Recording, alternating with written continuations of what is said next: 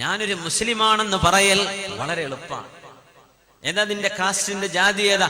I M a Muslim, ഞാൻ മുസ്ലിം ജാതിയിൽപ്പെട്ട ആളാണ്. അങ്ങനെയോ? അത് വളരെ എളുപ്പ, വലിയ പണിയൊന്നുമില്ല മുസ്ലിം എന്ന് പറയാൻ.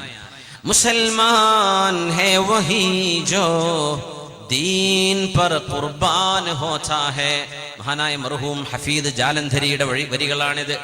മുസ്ലിമാണെന്ന് പറയുന്നവൻ ഇസ്ലാമിന് വേണ്ടി ഖുർബാനാകുന്ന ആളാണ്, അല്ലാഹുവിന് വേണ്ടി സമർപ്പിക്കുന്ന ആളാണ്. എല്ലാം നമ്മുടെ ആഗ്രഹം, നമ്മുടെ സമയം, നമ്മുടെ റിസോഴ്സസ്, നമ്മുടെ സമ്പാദ്യം, നമ്മുടെ മക്കള്, ഇതെല്ലാം അല്ലാഹുവിന് കൊടുക്കുമ്പോഴല്ലേ നമ്മൾ മുസ്ലിമാകുന്നത്. നാവുകൊണ്ട് വെറുതെ പറയാൻ എന്തൊരു എളുപ്പമാണ്, ഒരു പണിയില്ല. കർമ്മങ്ങൾ അല്ലാഹു നഷ്ടപ്പെടുത്തി കളയാൻ.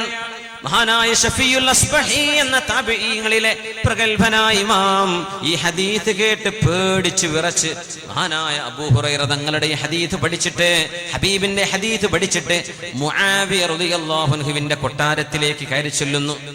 മുആവിയ ഇബ്നു അബീ സുഫിയാൻ റളിയല്ലാഹു അൻഹുമാ. മുആവിയ റളിയല്ലാഹു അൻഹു മഹാനവറുകൾ ആലിമീങ്ങളെ കാണാൻ, അവരുമായി സംവദിക്കാനും അവരോട് സംസാരിക്കാനും ഇഷ്ടപ്പെട്ടിരുന്ന ഇസ്ലാമിന്റെ ഖലീഫയാണ്. ഷഫീഉൽ അസ്ബഹി തങ്ങൾ ഈ ഹദീസ് അങ്ങ് ഓതിക്കൊടുത്തപ്പോ മഹാനായ മുആവിയ റളിയല്ലാഹു അൻഹു ബകാ സുമ്മ ബകാ സുമ്മ ബകാ, കരഞ്ഞു, വീണ്ടും കരഞ്ഞു, വീണ്ടും കരഞ്ഞു. കൂടെയുള്ള ആളുകൾ, കൊട്ടാരത്തിലെ ആളുകളൊക്കെ വിചാരിച്ചു അന്നൽ ബുകാ ഫാലിഖു കബിദി മുആവിയ, മുആവിയ തങ്ങളുടെ ജീവൻ പോലും നഷ്ടപ്പെടുമോ എന്നവർ പേടിച്ചുപോയി. മുആവിയ തങ്ങൾ ഹദീസ് കേട്ട് ബോധം കെട്ടുപോയിട്ടുണ്ട്. മുആവിയ റളിയല്ലാഹു അൻഹു ഈ ഹദീസിന്റെ ആശയം കേട്ടിട്ട് ബോധം കെട്ട് വീണിട്ട് ജീവൻ നഷ്ടപ്പെടുമോ എന്ന് പോലും അവരെ പേടിച്ചുപോയി. അങ്ങനെ കണ്ണിന്ന് കണ്ണിനീര് വന്നതും വിയർത്തതുമെല്ലാം വിയർപ്പ് തുള്ളിയുമൊക്കെ വടിച്ചു നീക്കിയിട്ട് മഹാനായ മുആവിയ റളിയല്ലാഹു അൻഹു പറഞ്ഞു, ഹബീബ് പറഞ്ഞത് എത്ര നല്ല ആശയമാണിത്. സദഖ റസൂലുള്ളാഹ്, അല്ലാഹുവിന്റെ റസൂല് പറഞ്ഞത് എത്ര സത്യമാണ്. മിസ്ദാഖുഹു ഫീ കിതാബില്ലാഹ്, അത് തന്നെയല്ലേ അല്ലാഹു നമ്മളോടും പറയുന്നത്. ബിസ്മില്ലാഹിർ റഹ്മാനിർ റഹീം. من كان يريد الحياة الدنيا وزينتها نوفي إليهم أعمالهم فيها وهم فيها لا يبخسون. أولئك الذين ليس لهم في الآخرة إلا النار وحبط ما صنعوا فيها وباطل ما كانوا يعملون. നമ്മൾ ചെയ്യുന്ന പ്രവർത്തനങ്ങൾ കാരണം ഈ ലോകത്തെ എന്തെങ്കിലും ഒരു പ്രശംസ, ഒരു ജോലി, ഒരു വരുമാനം, ഒരു സൽപ്പേര്, ഇതൊക്കെയാണ് നമുക്ക് വേണ്ടതെങ്കിൽ ഇതെല്ലാം അല്ലാഹു ഇവിടെ തരും. പിന്നെ പരലോകത്ത് ചെല്ലുമ്പോൾ നിങ്ങൾക്കൊന്നും ഉണ്ടാവില്ലെന്ന് സൂറത്ത് ഹൂദിൽ അല്ലാഹു പറഞ്ഞതല്ലയോ? ഹബീബിന്റെ ഈ ഹദീസ് എന്ന് മുആവിയ റളിയല്ലാഹു അൻഹു അതിന് കൂട്ടിച്ചേർത്തു. من كان يريد الحياة الدنيا وزينتها نوفي إليهم أعمالهم فيها وهم فيها لا يبخسون. പണവും പത്രാസും ആഡംബരവുമാണ് വേണ്ടതെങ്കിൽ അല്ലാഹു അതെല്ലാം ഇത്തരക്കാർക്ക് ഇവിടെ കൊടുക്കും. പടച്ച തമ്പുരാൻ കൊടുക്കും. പ്രശസ്തി വേണ്ടവർക്ക് വാനോളം പ്രശസ്തി, സ്ഥാനം വേണ്ടവർക്ക് സ്ഥാനം, അധികാരം വേണ്ടവർക്ക് അധികാരം. ഇതാണ് നിങ്ങളുടെ ലക്ഷ്യമെങ്കിൽ അല്ലാഹു നിങ്ങൾക്കത് ഇവിടെ തരും. പക്ഷേ ഉലൈകല്ലദീന ലൈസ ലഹും ഫിൽ ആഖിറതി ഇല്ലന്നാർ, നാളെ പരലോകത്തവർക്ക് നരകമല്ലാതെ മറ്റൊന്നും അവരെ കാത്തിരിക്കുന്നില്ല. വഹബിത മാ സ്വനഉ ഫീഹാ, ഇവിടെ ചെയ്തത് മുഴുവൻ നഷ്ടമാകുന്നു.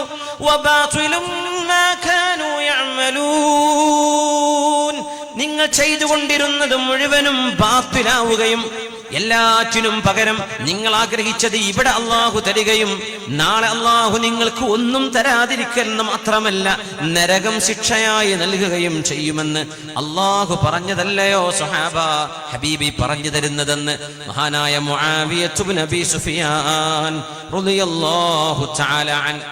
അതുകൊണ്ട് വിശ്വാസത്തിൽ വരുന്ന ഈ കാപട്യം അതിസങ്കീർണമാണ്. അല്ലാഹുവേ, ഞങ്ങൾക്ക് മരണനേരം വരെ ഞങ്ങൾക്ക് ഈമാൻ നിലനിർത്തണേ റബ്ബേ. കപട വിശ്വാസികളായി മാറിപ്പോകുന്ന അപകടങ്ങളിൽ നിന്ന് കാത്തുരക്ഷിക്കണേ തമ്പുരാനെ. ബിസ്മില്ലാഹിർ റഹ്മാനിർ റഹീം. ഇന്നല്ലദീന ഖാലൂ റബ്ബുനല്ലാഹു ثم استقاموا تتنزل عليهم الملائكة ألا تخافوا ولا تحزنوا وأبشروا بالجنة التي كنتم توعدون نحن أولياؤكم في الحياة الدنيا وفي الآخرة ولكم فيها ما تشتهي أنفسكم ولكم فيها ما تدعون نزلا من غفور رحيم. നേർവഴിയിലായി ജീവിക്കുകയും അള്ളാഹുവിനെ ഭയപ്പെടുകയും ചെയ്തവർക്ക് മരണസമയത്ത് ആശ്വസിപ്പിക്കാൻ അള്ളാഹുവിന്റെ മലക്കുകൾ വരുന്നു. അല്ലാ തഖാഫൂ, ഇനി വരാനുള്ള വിഷയങ്ങളിൽ നിങ്ങൾ പേടിക്കേണ്ടതില്ല. വലാ തഹ്സനൂ, കഴിഞ്ഞുപോയതിൽ സങ്കടപ്പെടാനുമില്ല. വഅബ്ശിറൂ ബിൽ ജന്നത്തില്ലതി കുൻതും തുഅദൂൻ, നിങ്ങൾക്ക് സ്വർഗം തരുമെന്ന് അല്ലാഹു പറഞ്ഞില്ലയോ? ആ സ്വർഗം നിങ്ങൾക്ക് കിട്ടുമെന്ന് സന്തോഷിച്ചോളൂ.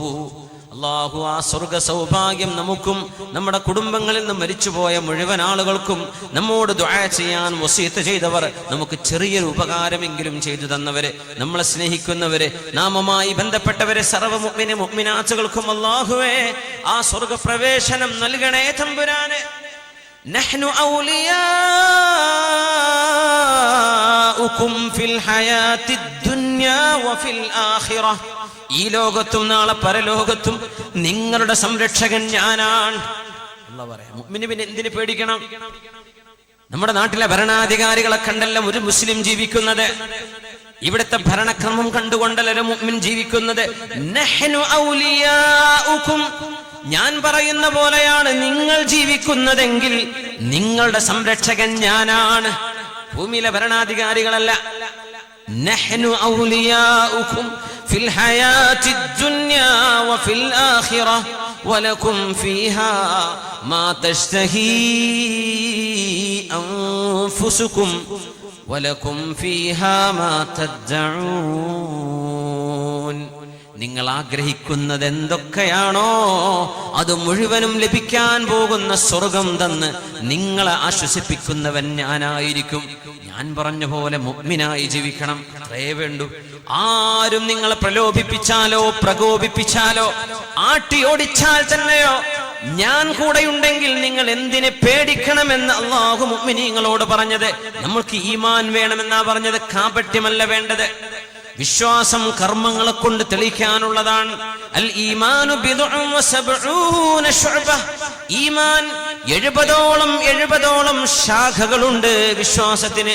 അഅലാഹാ ഖൗലു ലാ ഇലാഹ ഇല്ലല്ലാഹ്, 70ഓളം ഈമാനിന്റെ ശാഖകളിൽ ഒന്ന്, ഏറ്റവും ഉന്നതമായത് ലാ ഇലാഹ ഇല്ലല്ലാഹ് എന്ന തൗഹീദാണ്.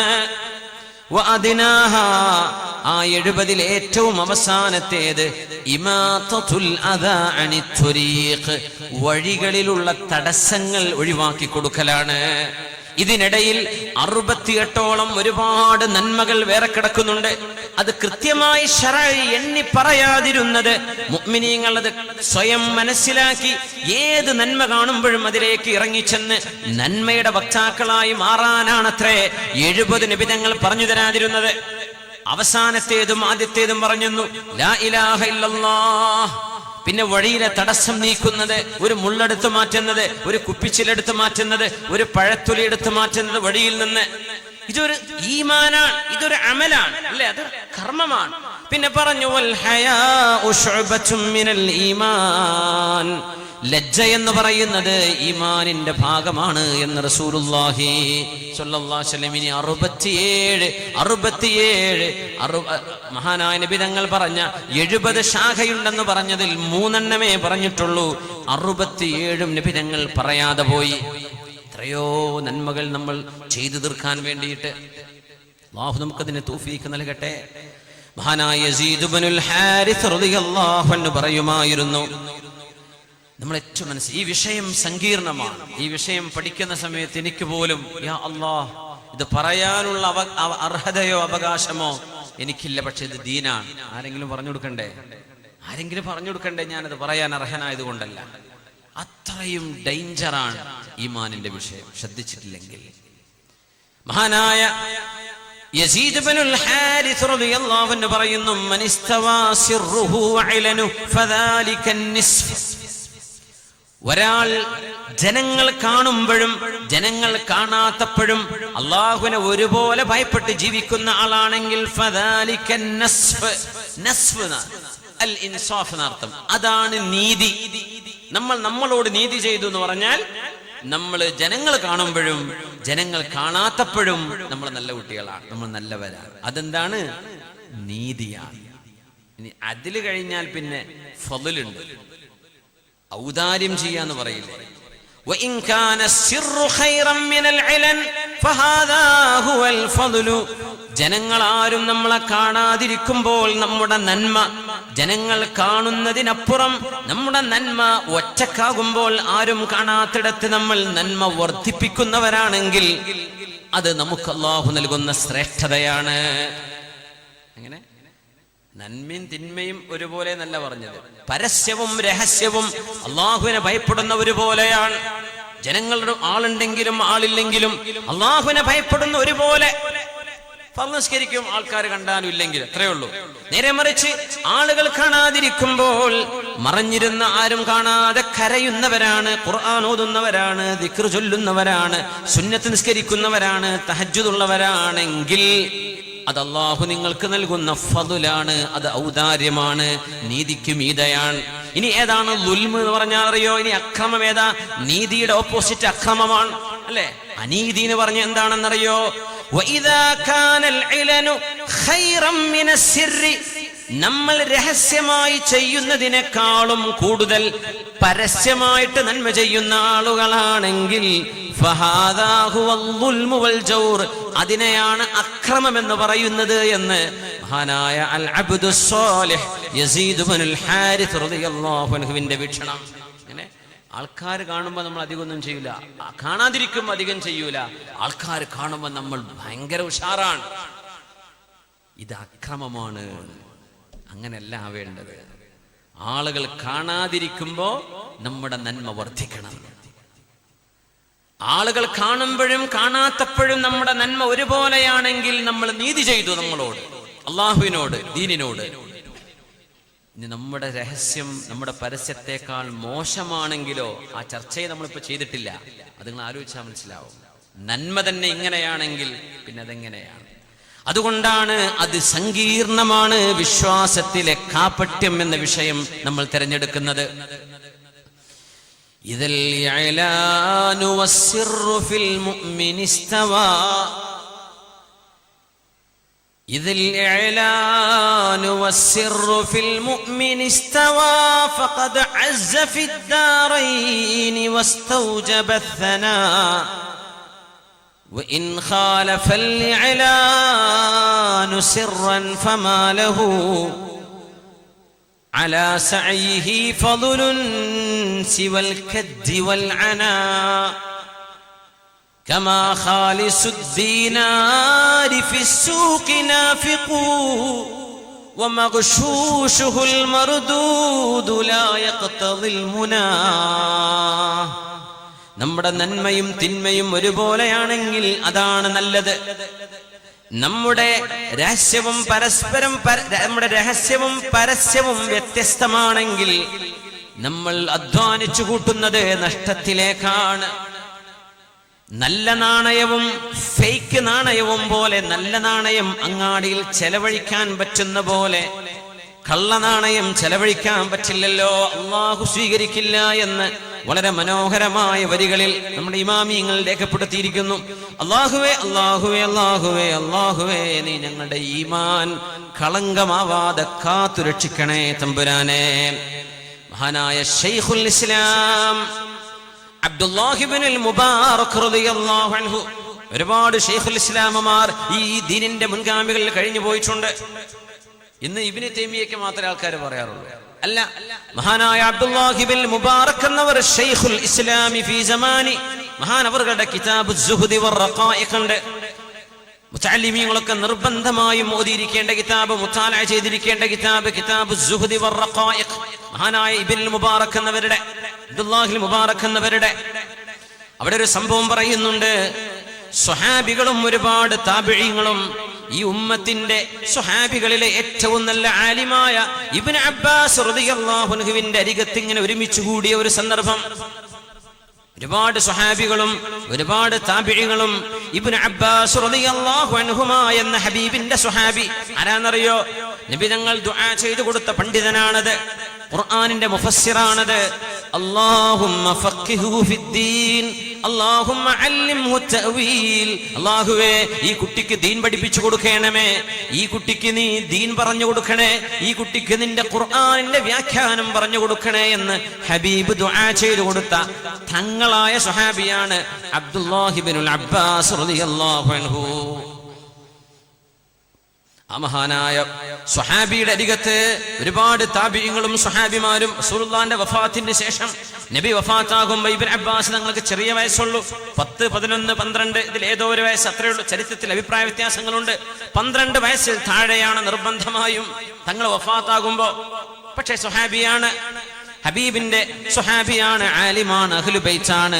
ആ സ്വഹാബിയാണ് ഖുർആനിന്റെ വ്യാഖ്യാനങ്ങൾ പറയുന്നവരുടെ നേതാവ്, റഈസുൽ മുഫസ്സിരീൻ എന്നാണ് അറിയപ്പെടുക.